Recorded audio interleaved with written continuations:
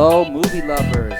Welcome to Apocaflix Movie News. This is our weekly movie news podcast where we break down the biggest stories throughout the week. And man, what a week it is. Star Wars Celebration. I am your host, Jacob Bartley, and I'm joined, like most of the time, with Gio Ramos. What's going on, man? Doing good. Glad to be here. Let's talk about some Star Wars stuff. Oh, yeah, for sure. And it seems like every week I'm either missing Jake Berlin or Gio. So this week we don't have Jake, but Gio's here, so we should be fine. And like always, Gio's going to run down the movie news topics. So what do we got to start with, Gio? Anything exciting? Yeah, the Rogue One, the what would you call it, featurette? I guess it's a sizzle reel or behind-the-scenes trailer, I guess. Whatever you want to call it. People talking about how they feel about Star Wars. The non-trailer. Yeah. That's what it's called. What did you think of it? Did you get a chance to check it out? I liked it. Now, here's the thing. I went out of my way to sneak and watch this panel while I was working. And I'm watching this like, come on, where's the trailer? And we got this, which I'm totally fine with. And that's unfair for my expectations to be expecting a trailer, a real trailer. But putting that disappointment aside, I really liked this footage. I love the look of the movie. It really feels like a war movie. Like, if you didn't know what a stormtrooper was, and you were just watching this movie, you'd be like, holy shit, this looks like a Save It Private Ryan type movie. And it really does. That's what it feels like. And I love the footage of Jyn Erso, and I forget the other character's name, but them running around. Mm-hmm. And I got the chills watching it. And yeah, I get the May the Force Be With Us could kind of be a little corny, a little bit, but I still liked it. So, Gio, you watched it. What did you think? I thought it was all right, honestly. Like you, everyone's talking about Star Wars Celebration and Rogue One. Oh, we're gonna get a trailer. I heard that all week, and it was good. It was cool to see some. Yeah, all the movie outlets are kind of got us excited for it. Well, you know, we're gonna see the trailer tonight. But as for this, I mean, it was cool. You know, I mean, I'm glad everyone who was working there for Rogue One is passionate about Star Wars, and it was a surreal experience for them.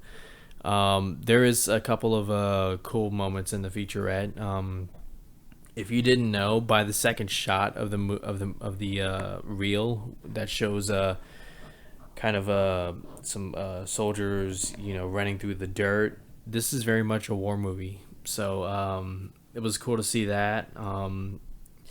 The shot of the stormtroopers walking through the water, that was pretty cool to look at. But overall, it was all right. I want a trailer. Okay, this stuff is cool. I'm excited, but I mean, for the most part, I was just a little bit like, Yeah, and I get it, and it's like it's not fair for us to want that. We're kind of greedy as fans, but still. And the bottom line is Lucasfilm did not promise us a trailer during this panel, and they don't have to give us a trailer. But supposedly we're going to get it tonight, so that's fine with me too. Yeah. All right, well, let's move on to some topics that released, or some stuff that released this morning. A whole bunch of new images you got Wonder Woman, you got Guardians of the Galaxy, Kong Skull Island. This is all coming ahead of Comic-Con next week. They're trying to build anticipation. So let's start with Wonder Woman. We have some new images, and they look pretty awesome. You have Gal Gadot and her poster, the First Lady, very Wonder Woman-like. You have a photo of Chris Pine, who plays Steve Trevor, with Gal Gadot. And you got one with Patty Jenkins, the director, with Gal Gadot. And Patty Jenkins talked a little bit about why it took so long for a Wonder Woman movie to happen. She said, I think the part of the reason Wonder Woman hasn't happened until now is because the right way to do it is as a classic origin story. People were afraid to do it with a woman, and now they are less so. So that's pretty cool.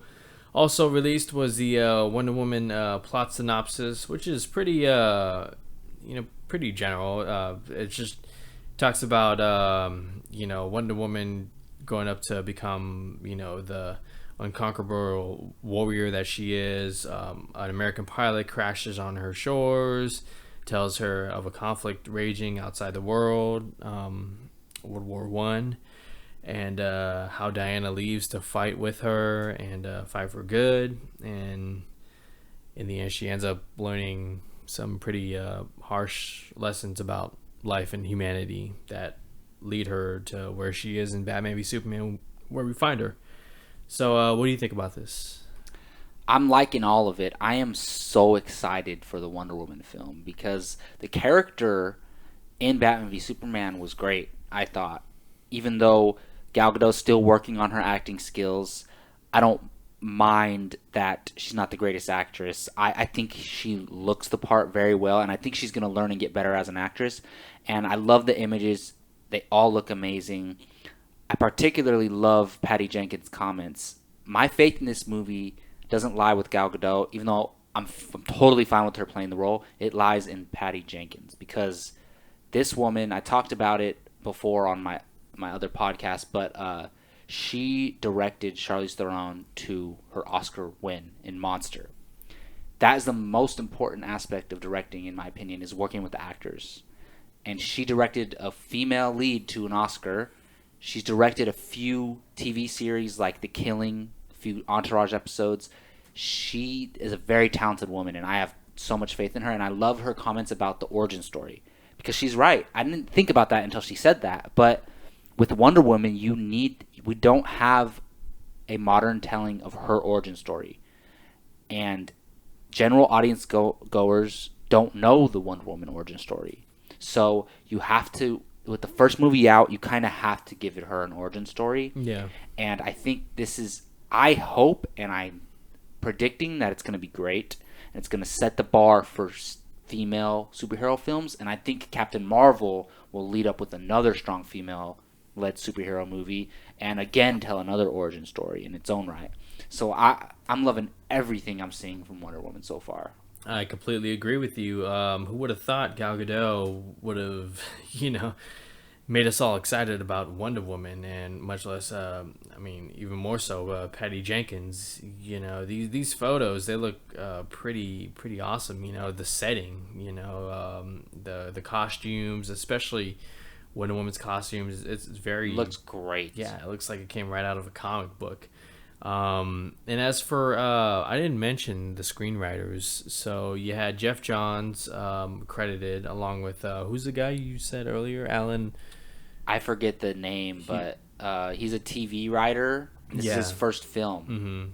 And he wrote on the OC and some other TV stuff. To have Jeff Johns there, the guy who knows DC unlike anybody else, is pretty awesome. So definitely looking forward to this. We'll definitely get a trailer at Comic-Con. Oh, I really hope so.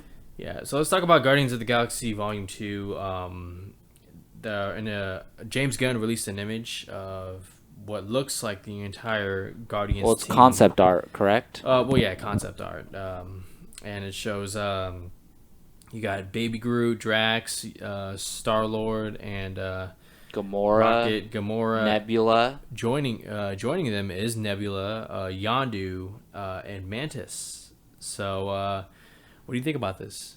All right, so we all speculated that Nebula would possibly be joining the Guardians. That was a rumor. You see her leaving. Mm-hmm. Or, spoilers if you haven't seen Guardians. Come on now.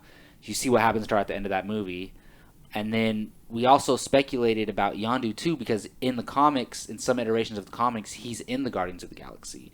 And I'm curious how that's going to come about, because him and Star-Lord aren't necessarily getting along, especially at the end of that movie. Mm-hmm. So I'm cool with this. I just hope it doesn't take away from how small the group was before, because I loved the chemistry between the 5 original characters. Yeah. As long as these characters add something unique without taking away from the chemistry that we got in the first film, I'm totally fine with this. And I actually kind of hope this is the team, because if you think about it, Marvel can go through to different areas in their Marvel Cinematic Universe, and they have the Avengers already, and why not have a separate, different kind of team? And this is going to be really interesting to see it if these 3 new characters are in the Guardians of the Galaxy, like actually on the team. Yeah, I agree. I love that this team is getting bigger. And I think having James Gunn back, gives a little faith that definitely he's going to keep the team dynamic. And you're increasing the number of females. Mm-hmm. With now you have 3 women and 5 men. Well, four men and a tree. No, 3 men, a tree, and a raccoon. Yeah. So well, I went males. Yeah. So yeah, not men. It's going to be interesting to see Nebula and Gamora have to. Well, they're sisters, not join blood forces. sisters, but Yeah, they're sisters. They're sisters, yeah. And then I'm curious where Mantis comes from, because Mantis is the character that we haven't met yet. We haven't met yet. Baby Groot is obviously gonna have some cool moments. I can already see that. Yondu and Peter Quill, they're gonna butt heads. I'm sure. He's. You're gonna have a lot of conflict in this whole, and they already have conflict among each other. Like they don't necessarily get along, any of them in the first place. Yeah. So they're gonna have to get along because I assume there's gonna be a much bigger threat in Volume 2. So hopefully we'll see. Next up, released this morning was an image from Kong Skull Island from Entertainment Weekly. It shows who's that? You have Tom Hiddleston, Brie Larson, and is that? I can't tell who that is, but and there's other people in the images as well. But Tom Hiddleston, rocking the gun, ready to go and kill something. Looks like they just encountered something. What do you think about this? Well, I was reading an article about this picture, and they were saying that this is supposed to give us an idea of how big Kong's going to be. Yeah, like 100 feet so tall. So is that skull from another ape of his size? Is that why because what else shows us how big he's going to be? That kind of looks like an ape skull, yeah. Yeah, with the teeth and everything. Yeah. So that would be the only explanation for that. And I'll give you one great reason why they're making Kong so big. Can you guess why? Because of Godzilla? Because he's going to fight and then join forces with Godzilla, which I'm totally fine with. And, well, I'm not just fine. I'm freaking stoked about. And also, this is a good testing ground for Loki and Captain Marvel, to get to work together. No, I'm just kidding. It hasn't been confirmed that Brie Larson is Captain Marvel yet, but I hope so. But yeah, the image doesn't excite me, but when I heard that this is going to be the biggest Kong we ever saw, I got so excited because I know what they're going for with the Godzilla shared universe. Well, I'm very excited because I'm seeing Brie Larson get down and dirty. She look at that. I've only seen her in Room and Trainwreck, but in this movie she looks like she's and 21 Jump Street. 21 Jump Street. She looks like she's gonna be very athletic. She's gonna be running. She's gonna be diving. And we know she's been working out. She posted pictures of it. Yeah, and Tom Hiddleston. Yeah, I love his look. He just.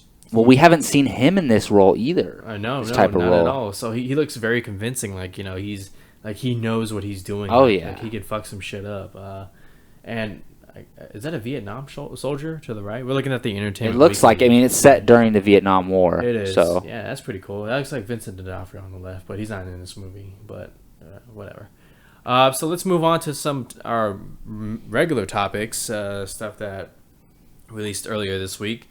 Let's start with The Dark Tower. So we have new images. Entertainment Weekly. The Dark Tower is the cover for Comic-Con Preview 2016. You have Idris Elba and Matthew McConaughey. I mean, these two alone, they sell the movie. It could be something else, something totally unexciting, but having those two on board is just, I buy. So some new images released. One showing Idris Elba's character with some 6-shooters looking badass. And then you have Matthew McConaughey in a very dark and sinister role. He's walking through there. Kind of reminds me of a little bit of like Underworld, if you ever seen that movie. Very dark, all dressed in black hair. I forget his character's name, but he plays the villain.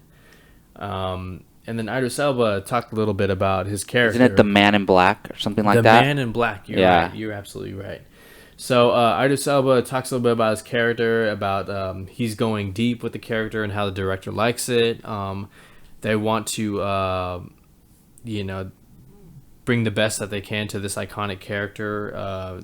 You know, they feel like they're making an independent film. They're really loving, they're having a good time making this movie. So what do you think about these images and just how excited it is getting you for a property that, I mean, for me, I didn't even know this existed. I don't know anything about the Dark Tower. Yeah. It's when you're talking Stephen King stuff, you know it's going to get dark and weird. Mm-hmm. So I'm excited about that, but the main thing you're excited about is these two actors working together. Oh, like yeah. that's the I don't care what the movie is. You get Idris Elba and Matthew McConaughey on a film, you don't even have to give us a synopsis. Just say starring those two, I'm there. Yeah. No matter what. Yeah. So that them alone gets me in the seats. The concept of this, all I need to know is that McConaughey is hunting down Idris Elba.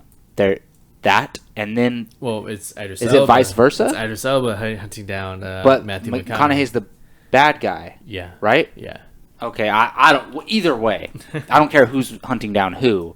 Either way, I'm in. And then these images just add to my excitement. So yeah, I'm in. Oh yeah, this movie comes out next year. We can't wait, man. And it's good to get something that's a little bit different. It's not a comic book movie. It's not like a Fast and Furious or a reboot or a remake. You know, And this it comes is, out in like February, right? So Yeah. it's earlier in the year. Yeah. So Next year is going to be one hell of a yeah, year. we're definitely looking forward to it. Let's talk about Pokemon. What is that? So now you know it's where humans capture animals and they imprison them and What? That sounds they horrible. force them to fight each other and That you know, actually sounds really bad. yeah. Well, it's going to be a movie directed by Tarantino. So Written by Max Landis. or yeah. About animal abuse. Right. We're kidding. We're totally kidding.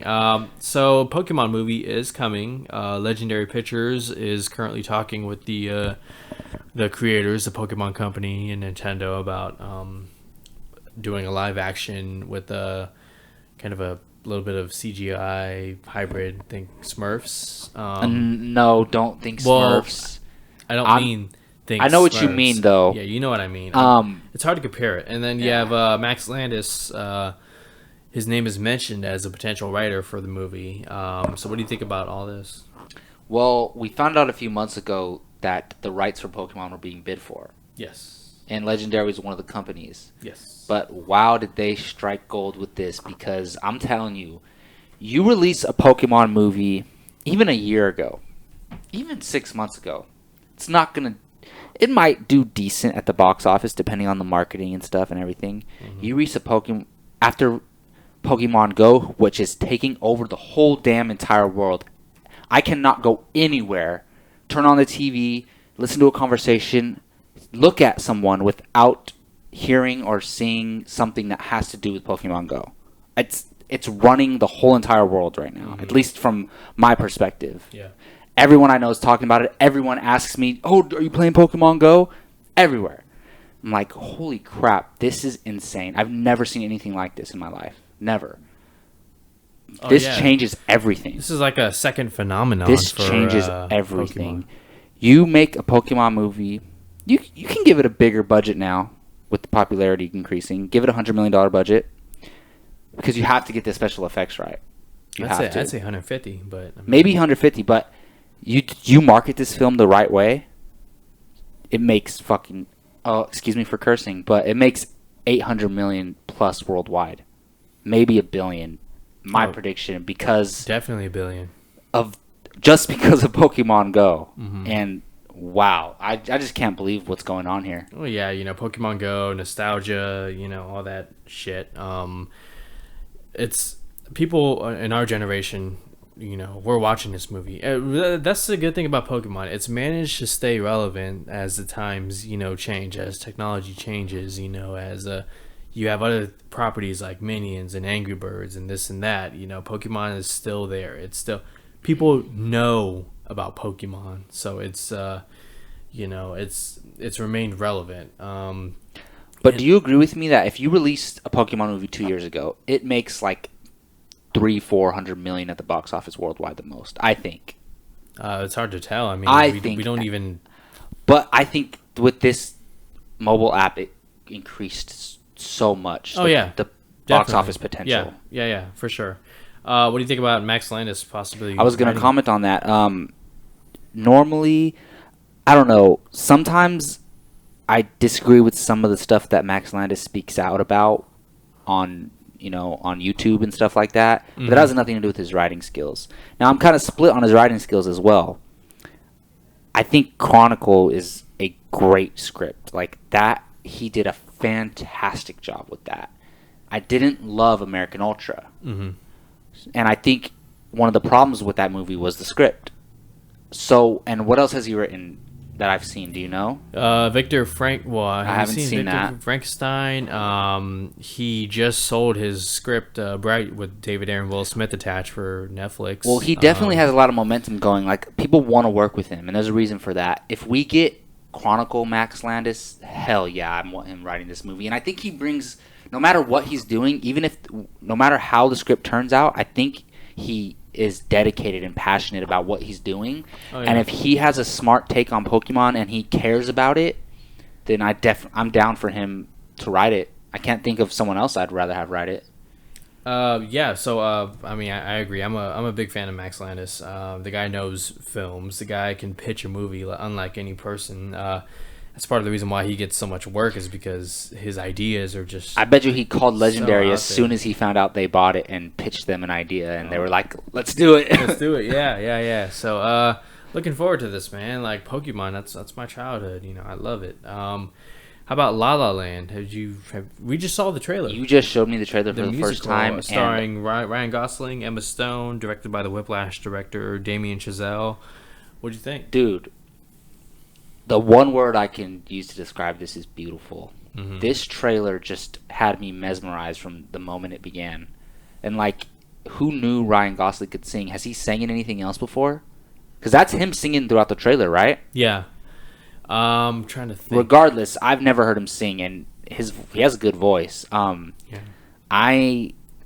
really excited for this movie, especially with the director who definitely has a musical ear after Whiplash and then this. Right. And as soon as the trailer ended, it's December. This is an Oscar movie. I think there's a potential for, because we've seen it before with musicals. Everyone gets nominated with what was the La Miserere? Yeah, Les Miserables. Hugh Jackman got nominated. The Anne one Hathaway with Hugh got Jackman nominated. and... The movie got nominated. I think there's a chance for Best Director, Best Screenplay, Best Actor, Best Actress, Best Movie for nominations. This movie looks amazing. Same and here. Hollywood needs more stuff like this. Oh, yeah. Damien Chazelle, the guy who directed Whiplash, the director, he knows musicals. He knows music. Whiplash was loosely based on his experiences in the music industry. So this looks great. Just watching it makes me happy. I don't know. I just like it's a really, really good trailer. If you guys haven't seen it, check out La La Land. It's really awesome. What about Kingsman 2? There's a picture. It's out there. Colin Firth is back as Harry Hart. I don't know in what capacity, but he's back. How do you feel about this? Well, they released a piece of marketing a few months ago. Was it a poster? It was a poster with his glasses that said... it said, rumors of my death have been highly exaggerated. We kind of knew he's been coming back ever since then. That was officially released by Fox, right? That poster? I think it was either Matthew Vaughn or somebody. Somebody from the movie. Yeah. So we kind of knew he was coming back. But here's the thing. As much as I love the character and as much as I want to see him back, you can't cheap the fan. You can't cheap the audience. You can't just think of a lazy way for him to be back just for the sake of him being back. If they have a clever way, because yes, he got shot in the head, supposedly. Point blank, shot in the head. But with these spy movies and the technology that they're working with, the spies, you never know. You never know. They don't show the bullet go in his head. And there's violence in these movies. We see a whole bunch of bullets going through heads in this movie. You don't see the bullet. You don't see his head bleeding. There could be some type of device or some way for them to keep him alive. As long as it's not cheesy, hell yeah. please bring Colin Firth back. He was the best part of the movie. He was the best part of the movie. I don't know. Part of me feels like it would take away from the first movie, though, him returning, because we cared about that character. And then him dying was such a big part and a motivation for Eggsy. It was a motivation for Eggsy, and for him to come back. I mean, it's Matthew Vaughn. He'll find a way to come back. He won't do it cheesy. Every movie he's directed so far has been just awesome. So I'm sure he'll find a way. I'm still like, I don't know if I really truly want him back. But he's coming back. He's gonna be great. He's gonna be the same guy. I kind of wish maybe they would have found somebody else, but who knows. So it's kind of a wait and see. This movie comes out next year. Well, I'm excited for the film. They got Channing Tatum's in the film. Who else did they cast? They got in a limited role. Who's the guy who sang "Circle of Life"? The piano singer. I'm not sure, but there was a female cast in the film. There's Julianne Moore. Someone else too, though. Is it Halle Berry? Is it Halle Berry or Julianne Moore? I think they're both in it. Yeah, I need to seriously learn my shit. I think guys in the comments, Julianne Moore is the villain, and Halle Berry is cast as the U.S. agent. Oh, okay. Yeah. Is that correct? Julianne Moore and Halle Berry are both in this movie. Yeah, and Channing Tatum. So the cast is bigger. Jeff Bridges. Wow, really? Damn.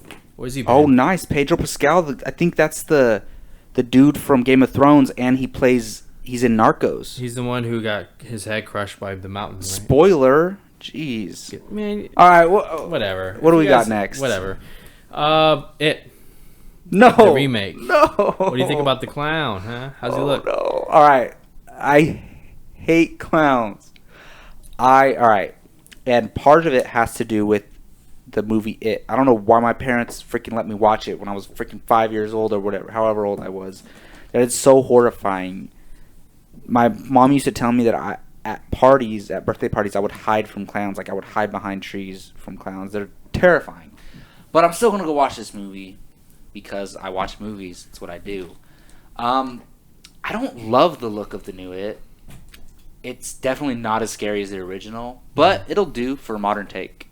Yeah, I kind of been uninterested in this project ever since Cary Fukunaga dropped out. And the kid who was going to play him was perfect. And Will Poulter. That was perfect casting, and now it's not going to be him. Yeah, but, I mean, who knows? This movie could still be good. The clown looks all right. It's not as terrifying. I've seen worse. So, I mean, it's more of a wait and see. Let's wait and see what a first trailer does. Or maybe a second, because the first one will probably be like a teaser or something. Saban's Power Rangers. What do you think, man? We got some new images, some character posters showing the faces of the Rangers with the color of their outfits. I don't really know how to describe it. Well, it has the Power Rangers Lightning Bolt logo, but the on image, their faces. The image for me is Elizabeth Banks as Rita Repulsa, and there's an image released from Entertainment Weekly of her choking the Yellow Ranger, Trini, played by Becky G. And it's a really, really awesome photo. And then they talked about how Elizabeth Banks helped out Becky G, the Yellow Ranger, during the stunts and some of the acting, and how... Because this is her first role. Yeah, first role. Yeah. And she looks like she's doing pretty good in it. So what do you think about these images and posters? All right. Now, I don't know much about Power Rangers, but... No, I'm just kidding. If you've been listening to our podcast, you know that, Power Rangers is right up there with, Marvel and DC, right behind Star Wars for me. It's just, it was my favorite show as a kid, and I'm actually rewatching the original series right now, and I'm so looking forward to this movie. I don't love the character posters, though. It's just, I don't hate them. They're just kind of awkward to me. Like, I love the first poster they came out with, the one with the the lightning bolt and the stars, and when they're standing on the car and it says "Together we are more." I love that poster. I'm not loving these, but they're not horrible. But I do like the Rita and Trini image. Mm-hmm. That looks pretty cool. I didn't notice it at first, but the wall's cracked. So she smashed her up against the wall and cracked the wall. I was wondering, it looks like it's in her bedroom. So I was wondering, is this a dream sequence? Or did she literally go to her house? I think she went to her and house. attack her. It's funny to me because you see like a yellow sunflower in the background. And one of the cheesy things about the show is that every single episode, everywhere they go, the characters are dressed in fully whatever color Power Rangers they are. Like literally red pants and a red shirt for the Red Ranger. And I doubt they're going to do that in this movie as much, but I don't want every character. It's not realistic to be wearing like the Red Ranger wears red every day, the Pink Ranger wears pink every day. Like it wouldn't make sense. And then her room is decorated yellow. Like it's just, I get it. It's like they're trying to stick true to the series and do a little bit of fan service, but take it seriously, which I hope they are. And you already know how I feel about the castings: Elizabeth Banks, Bryan Cranston. How can you not be excited about them as leads in this movie? Along with the writers and the director, everything is looking great for me. Yeah, I love this image of Rita and Trini, but I didn't love the character posters.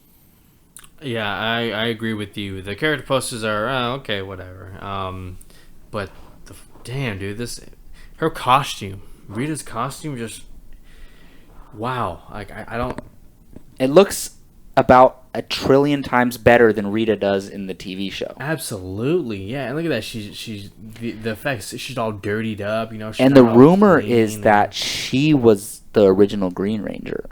That would be awesome. And it makes sense because in the original series, she has the green power coin, and she finds someone to become her Green Ranger to fight the Power Rangers. Yeah. And if they're gonna go that route, maybe in the sequel, what better way than to her already have had the green power coin? Yeah. And maybe that's what gives her so much power.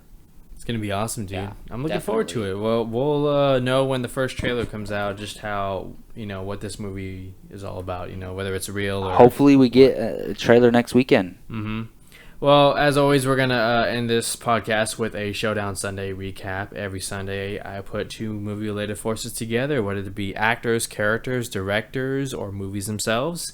And you guys vote on which one takes the title. This week, I decided to do something a little different. So, Jacob, let's pretend you're a rookie detective. It's your first day on the job, but your captain... Instead of going through all the paperwork, he wants you out there on the streets to learn it, to get to pretty much get used to everything that happens. But he doesn't want you to be alone. So he gives you a choice between two veteran cops who will serve as your mentor, and you have to choose between Martin Riggs from Lethal Weapon or John McClane from Die Hard. I'm sure you've seen the films. You know what these two cops are like. One will get on your nerves. The other one will likely get you in the most insane situations, but always finds a way to get out. Who do you choose? All right, so it's been a while since I've watched all these movies. I think it was about 4 or 5 years ago since I've watched a Lethal Weapon movie. But now, I feel like the right choice is John McClane. Like, you're going to get in some outrageous situations, but you could say he's more mature than Martin Riggs. Maybe. Yeah, a little bit. They're both knuckleheads. Yeah, but who's more of a knucklehead? Martin Riggs a little bit? Probably a little bit, yeah. But I gotta go with Martin Riggs because I don't know. Just from what I remember watching these movies, I think I really like the character of Martin Riggs a lot more, and I really like the Lethal Weapon movies. So I think even though it'd probably be, they're both dangerous, but I feel like Martin Riggs would get you in trouble more, and I know that's bad, but I think it would be more fun. So I'll go with Martin Riggs. I got to go McClane. Honestly, Nice. like, I mean, you can't go. I mean, you can go wrong with either one, but with this one, I don't know. He just, let's say like we're in an alley and we're trapped, with route numbered like 5-1 gang members. I feel like he'd find a way to get us out of it. Yeah? Yeah. You think I about agree with that. think about Die Hard with a Vengeance, the one with Samuel Jackson. He's dragging that dude everywhere, but they get out of every situation just okay. So yeah, that's for me. You guys take a look on apocaflixmovies.com under Showdown Sunday and leave your vote. Who would you choose as your partner in crime? All right, that's going to wrap up Apocaflix movie news for this week. I want to thank Giorgio Ramos for gathering the movie notes and running them down for us today, man. Thank you, and let them know where they can find you online. You guys can find me on Twitter at GioRamos24 and check out apocaflixmovies.com, Apocaflix with an X.